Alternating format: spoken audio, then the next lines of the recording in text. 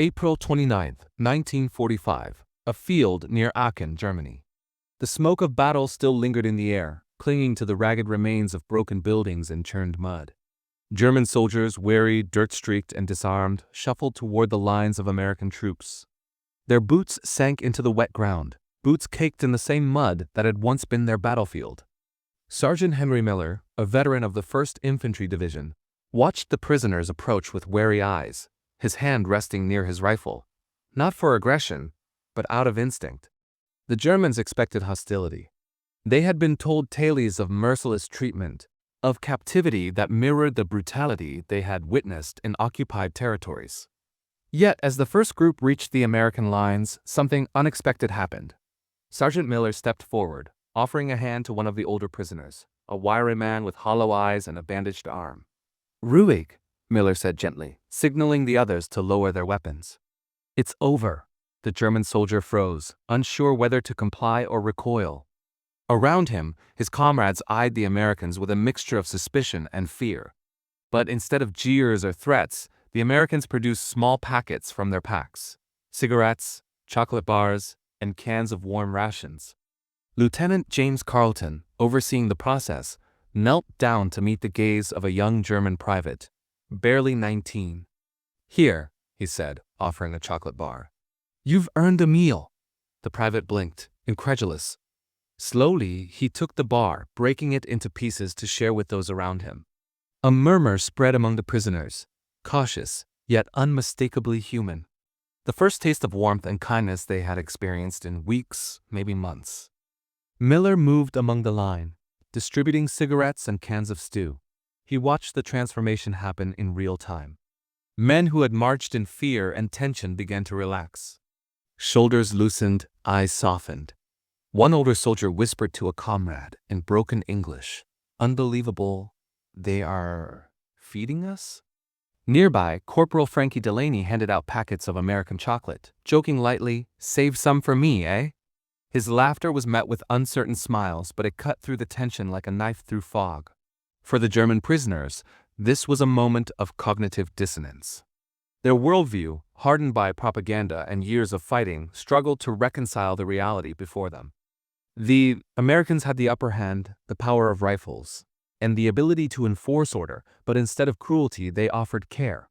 Lieutenant Carleton observed quietly, noting in his journal the reactions, the mixture of disbelief, gratitude, and cautious relief.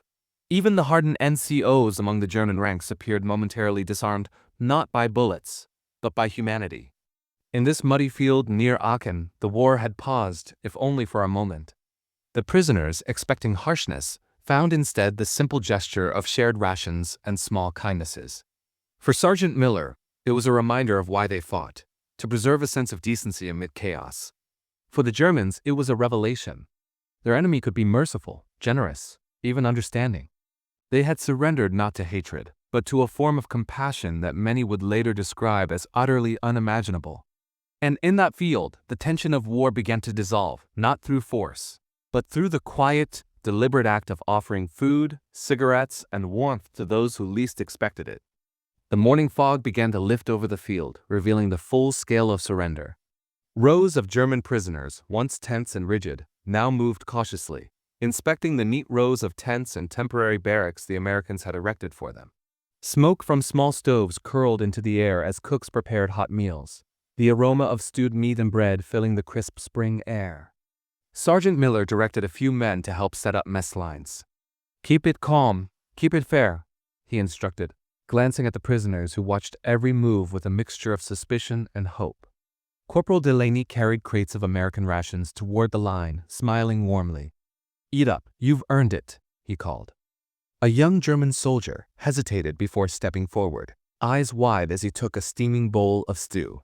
Nearby, Lieutenant Carleton approached a group of older German NCOs, distributing small gifts, cigarettes, chocolate bars, even a few cans of fruit. One man, Captain Friedrich Lang, took the chocolate, turning it over in his hands as though it were a precious artifact. He looked up at Carleton, almost whispering, We expected hunger, not this." The Americans watched the reactions with quiet fascination.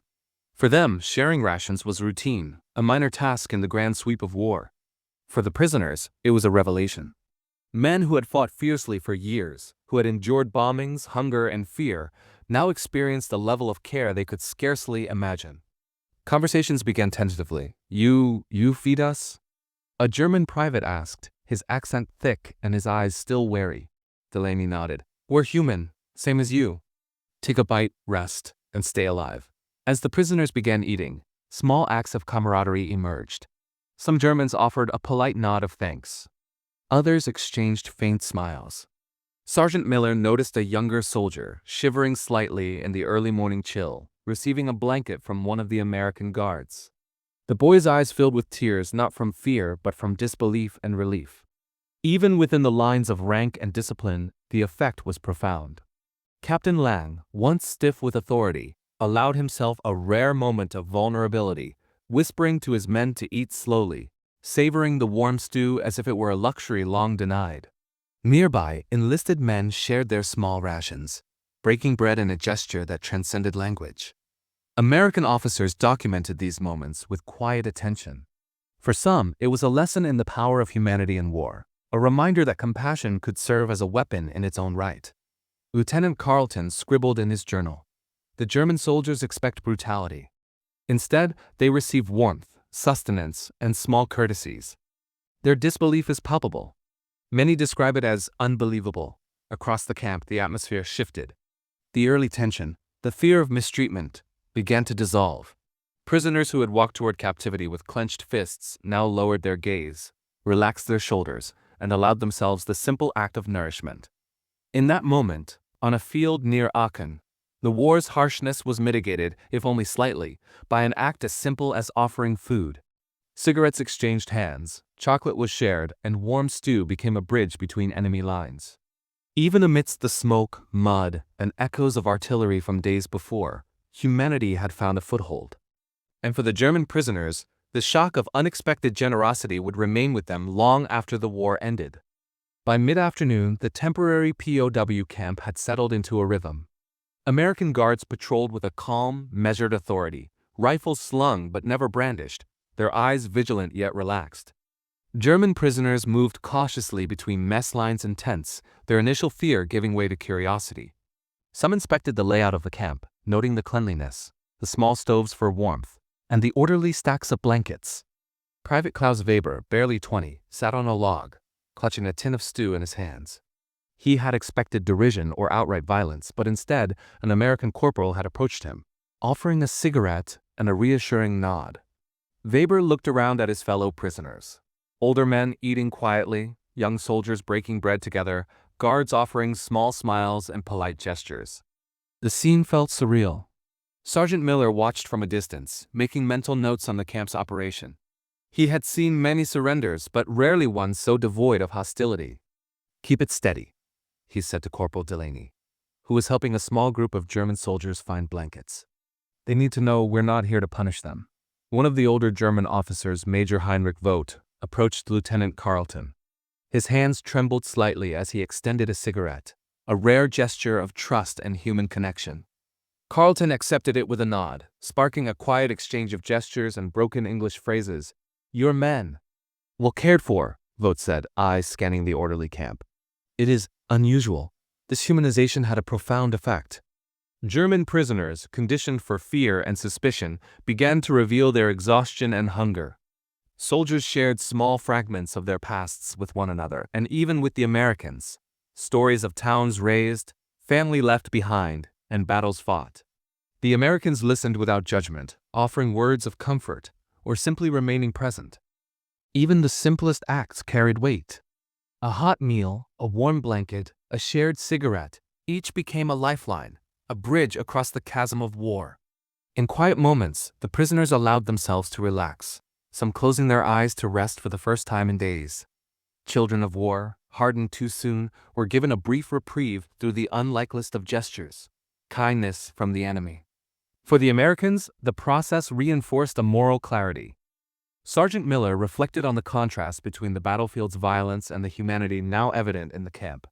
"We're soldiers," he said to Delaney, "but this is what makes it worth fighting for. Not revenge, not cruelty, humanity." As dusk approached, the shadows lengthened across the muddy field. German prisoners, previously rigid and tense, moved with measured calm. They ate, smoked, and rested in small clusters, exchanging glances that spoke of disbelief and gratitude. Many would later describe the moment as unbelievable, not in the sense of doubt, but as a testament to the unexpected mercy they had received. In the soft light, Lieutenant Carleton and Sergeant Miller walked the camp, offering additional rations and checking on the well-being of the prisoners. The warmth of the food, the steady guidance, and the casual gestures of respect transformed the field from a site of surrender into a fragile haven of humanity. And for those German posts, the memory of that day would remain long after the guns had fallen silent. A reminder that even amid the horrors of war, small acts of kindness could leave an indelible mark.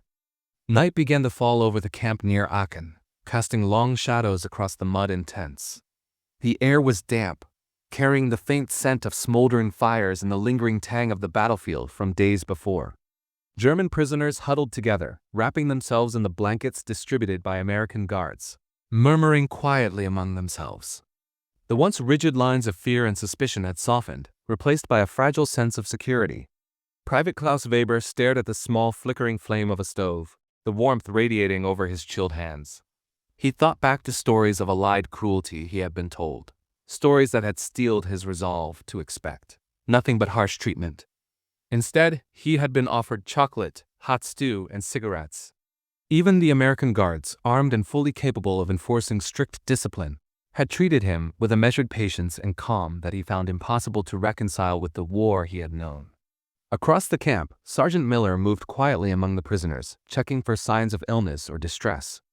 Corporal Delaney carried a crate of rations, offering additional food to those still hungry. A young German soldier, barely more than a boy, approached hesitantly. "Danke," he said softly, holding out a small, battered helmet. Miller shook his head with a faint smile. "Keep that. You'll need it for memories, not fights." The officers among the prisoners, Major Heinrich Vogt and Captain Friedrich Lang, observed the Americans with a mixture of awe and disbelief. They had surrendered, expecting humiliation or abuse, but instead they found themselves treated with respect. Some officers quietly admitted that this generosity had shaken their assumptions about the enemy, challenging years of propaganda and indoctrination. In one corner of the camp, a small group of prisoners sat around a fire, sharing the chocolate bars handed out by the Americans.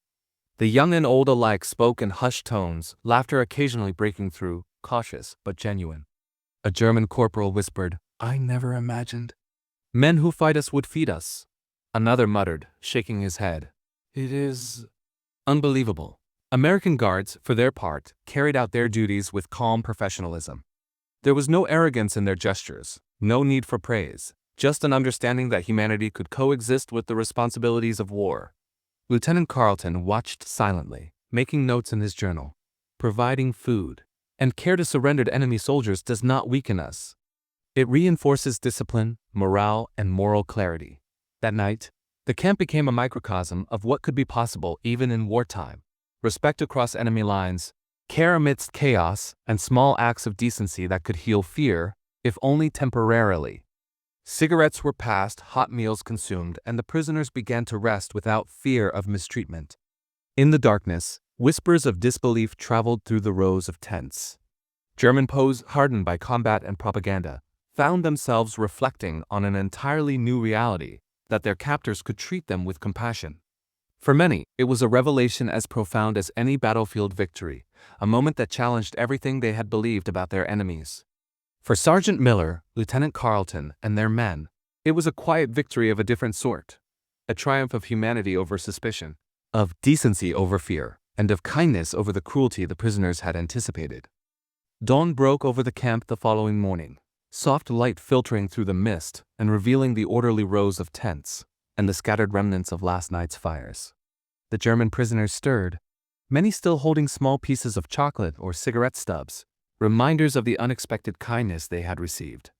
The air was cool, carrying a faint scent of wet earth and smoke from the smoldering stoves. Private Klaus Weber, rubbing the sleep from his eyes, watched the American guards move among the tents with calm efficiency. They checked the men, offered a few quiet words, and distributed additional rations without fanfare. Weber felt a strange mixture of relief and astonishment. After years of fighting, after countless warnings of Allied brutality, this was different. Human, real. Major Heinrich Vogt walked among the prisoners, noting the quiet respect with which the Americans treated them. He had anticipated harsh words, maybe even violence, but instead, they had been met with gestures of care, a warm meal, a shared cigarette, blankets to ward off the cold, and above all, patience. He allowed himself a moment to breathe deeply, the tension of fear loosening from his shoulders for the first time since surrendering. Sergeant Henry Miller observed the camp from a slight rise, hands clasped behind his back. He watched soldiers from both sides move among each other, some exchanging polite nods, others quietly offering small tokens of acknowledgement. It was a scene unlike any he had witnessed on the battlefield. No shots fired, no orders shouted, no terror in the eyes of the conquered. Instead, there was understanding, fleeting but palpable. Lieutenant James Carleton jotted notes in his journal, capturing the rare and unexpected human dimension of war. Even in surrender, men expect cruelty. Today they learned something else. Decency and compassion can disarm fear more effectively than any weapon. By mid-morning, the camp had settled into a steady rhythm. German POWs ate their breakfast, smoked cigarettes shared by their American captors, and began conversations with each other about their families, their homes, and the war they had just fought. Some officers quietly discussed the implications of this unexpected treatment. Captain Friedrich Lang murmured to a fellow officer, "We were told they would hate us. Instead, they feed us." Unbelievable. For the American soldiers, the exercise reinforced a principle they carried silently through the chaos of war, that humanity, even in the midst of violence, could be a form of strength. By offering food, warmth, and small courtesies, they had not only maintained discipline but had also earned a measure of respect from those they held captive. As the day wore on, the prisoners began to settle fully, understanding that their treatment was genuine. The gestures of kindness left a lasting impression, one that many would carry into their later recollections of the war. The memory of cigarettes handed over without demand, of chocolate and hot meals shared freely, and of guards who treated them with dignity stood in stark contrast to the fear and brutality they had anticipated. In that muddy field near Aachen, amidst the ruins and echoes of combat, a remarkable truth had emerged. Even amid the darkest chapters of human conflict, acts of decency could shine like beacons. And for the German POWs, who had expected the worst, the compassion of the Americans would remain, decades later, a testament to an unexpected humanity that war had failed to erase.